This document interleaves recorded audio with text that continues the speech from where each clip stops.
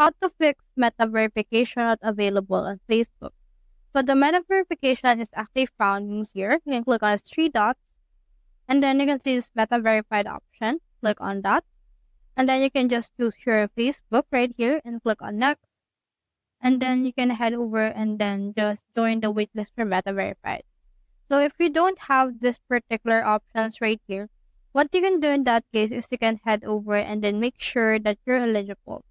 So to know if you're eligible, you need to have a complete profile. Like you need to have in here a profile picture, cover photo, and your details also need to be completed. You need to add your work experience, education, payslip, and everything that you can see right around here.